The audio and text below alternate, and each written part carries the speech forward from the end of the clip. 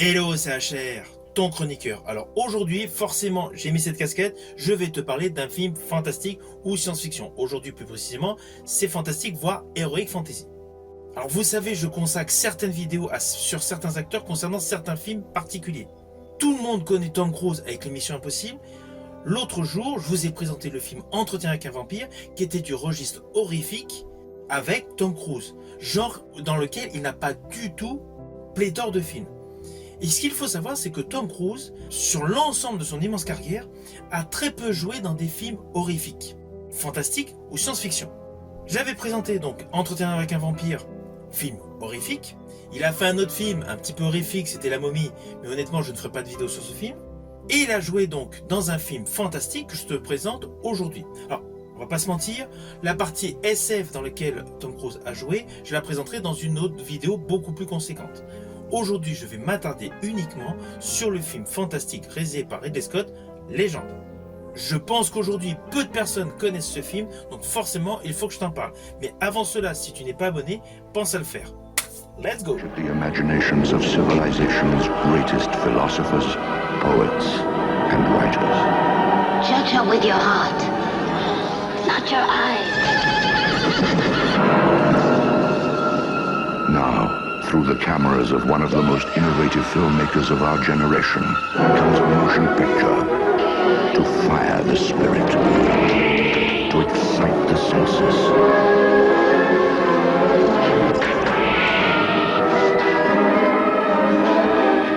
to captivate the eye. I am darkness. Ridley Scott's Legend. Alors tout d'abord, ce film Légende est réalisé par Ridley Scott, il est sorti en 1985. C'est un film onirique, fantastique, où la paix est de mesure. Nous sommes donc dans un monde fantastique, un monde d'heroic fantasy. Et le pitch de base de ce film est le suivant. Nous sommes donc dans ce monde onirique, dans ce monde fantastique, il y a un couple de licornes qui régissent ce monde merveilleux par la magie. Dans ce monde magnifique, nous avons donc une jeune princesse, Lily, et un homme assez particulier, Jack. Alors pourquoi je précise un homme particulier? Tout simplement parce que la nature n'a aucun secret pour lui.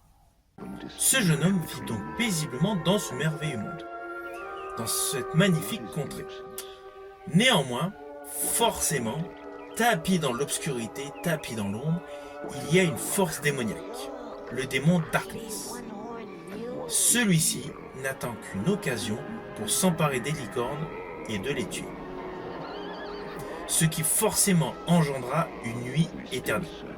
De fil en aiguille, des gobelins, ainsi que l'amour que Jack porte à sa princesse, lui seront d'une grande aide.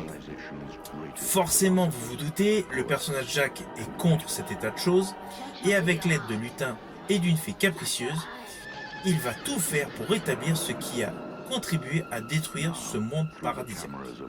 Alors l'histoire est assez simple, c'est clair, mais l'histoire est belle. Et il y a de nombreux effets visuels tout au long de ce film. Alors, selon moi, parmi la carrière impressionnante de Ridley Scott, n'oublions pas, Alien, Blade Runner, pour ne citer que ceux-là, a une carrière donc fantastique. C'est un vrai patron en tant que réalisateur. Il a fait de nombreux effets, que ce soit dans le domaine de l'historique, dans le domaine du biopic, dans le domaine du fantastique et dans le domaine du thriller.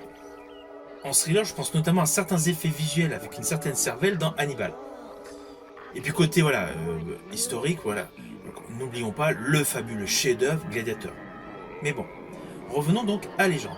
Selon moi, ce film Légende, par rapport à toute la filmographie de Ridley Scott, c'est le seul film qui démontre en totalité le talent visuel de Ridley Scott. Alors pourquoi, me direz-vous? Tout simplement parce que chaque plan séquence est extrêmement beau. Et les effets visuels sont énormes. Il ne faut pas oublier qu'à l'époque, il n'y avait pas toute l'assistance informatique que l'on peut avoir aujourd'hui. À cette époque, il faut oublier les CGI. Le plus gros travail de Ridley Scott sur ce film est un travail visuel avec les jeux de lumière par rapport à des décors entièrement reconstitués. Et sachez d'ailleurs que ce film Légende a été tourné en Angleterre, notamment dans les studios Pinewood. Alors, les studios Pinewood sont essentiellement connus car ils abritent une superbe saga pour des tournages, c'est la saga des 007. Mais là, ce qu'il faut réaliser, c'est que le film Légende a pratiquement été entièrement tourné en studio. De ce fait, vous imaginez la complexité. Lorsque l'on regarde le film, on a l'impression qu'on est en pleine nature. Toute cette nature féerique d'Heroic Fantasy a totalement été reconstituée en studio. Alors vous allez me dire, c'est assez étonnant de pouvoir tourner un film totalement studio, avec en plus une liberté créative. En fait, Ridley Scott a pu faire ce qu'il voulait car il sortait justement d'un double succès SF, Alien, Blade Runner. De ce fait, il a eu carte blanche. Et c'est là que nous pouvons découvrir le réel talent du réalisateur Ridley Scott. Son travail sur les lumières est topissime. Surtout qu'en plus, il y a eu beaucoup de problèmes sur le tournage. Il y a eu un incendie qui a malheureusement ravagé une partie du plateau. Forcément, il a dû refaire des reshoots. Du coup, il a dû agrémenter certaines scènes dans le jardin qui était contigu au studio. Et après, il a travaillé donc sur une palette graphique pour amplifier l'effet décor. Mais tout cela n'est possible qu'avec un réel travail sur la colorimétrie. Ridley Scott joue essentiellement sur la lumière, les contrastes. Et dans ce film, c'est indéniable. Chaque plan séquence de ce film Légende est d'une pure beauté plastique. On ressent littéralement une totale immersion dans son monde magique. Alors pour la petite histoire, sachez que Jerry Goldsmith avait fait la partition donc de ce film, le score de ce film. Les studios n'ont pas forcément été en adéquation avec ce choix de Ridley Scott. Ils ont préféré une musique beaucoup plus moderne, beaucoup plus électro. Néanmoins, dans une version Director's Cut de 2011, vous pouvez retrouver la BO initiale qu'avait composé Jerry Goldsmith. Et honnêtement, cela donne au film une plus-value énorme.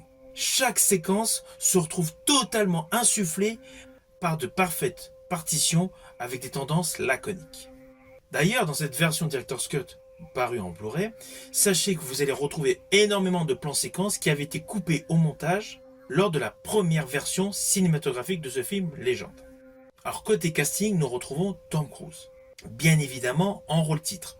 Alors sachez que dans ce film, une fois de plus, ce qui est le cas d'ailleurs dans la majorité de ces films qui ne sont pas des action movies, il démontre un réel talent d'acteur. Et c'est remarquable. Parce que dans ce film, justement, il passe par différentes étapes.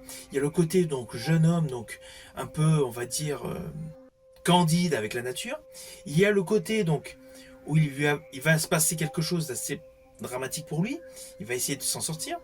Enfin bon, je n'irai pas plus loin, vous me connaissez, je ne veux pas du tout vous spoiler. Enfin bon, le personnage de Tom Cruise donc passe par 3 grands axes différents.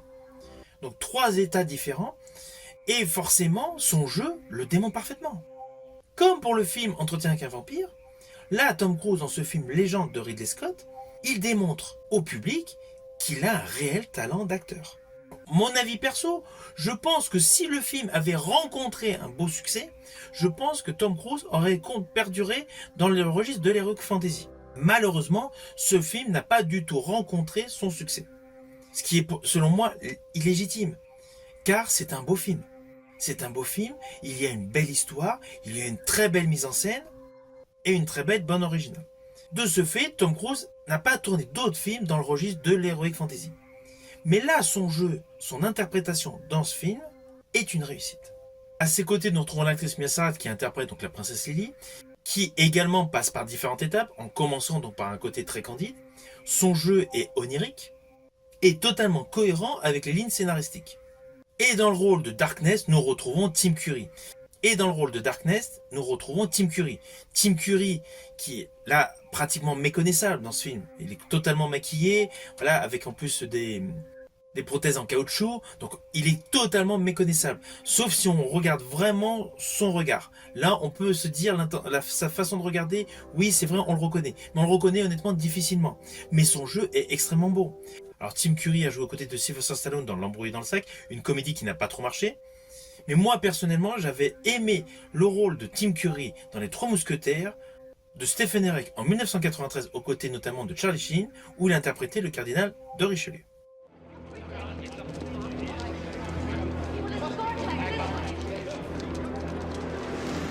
You have failed.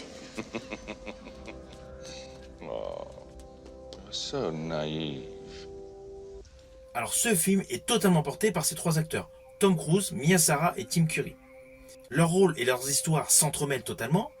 Alors oui, il y a quelques protagonistes autour d'eux qui gravitent autour d'eux tels des satellites. Mais principalement dans ce film, nous avons une interaction entre ces trois protagonistes.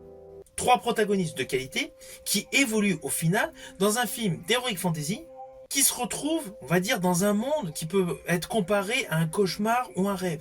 Il y a un doux mélange, il y a une véritable alchimie entre le rêve, la réalité et le côté cauchemardesque. C'est un film féerique totalement envoûtant. C'est un film visuellement somptueux. Et malheureusement, ce film, du fait qu'il n'a pas eu son succès escompté au moment de sa sortie, il a souvent été critiqué. Mais c'est un film que je vous invite à découvrir. Selon moi, c'est une pépite de l'heroic fantasy, qui, de surcroît, vous présente un acteur, Tom Cruise, dans un registre dans lequel vous n'avez pas l'habitude de le voir évoluer, et honnêtement, il colle parfaitement.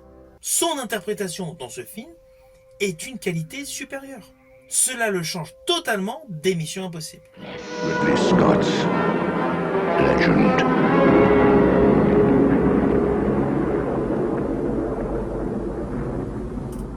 Alors au final, c'est un film que je vous invite à découvrir bien évidemment. Il est esthétiquement superbe. L'histoire est certes cousue de fil blanc, on devine aisément comment ça se termine. Mais le film est beau, c'est un film onirique.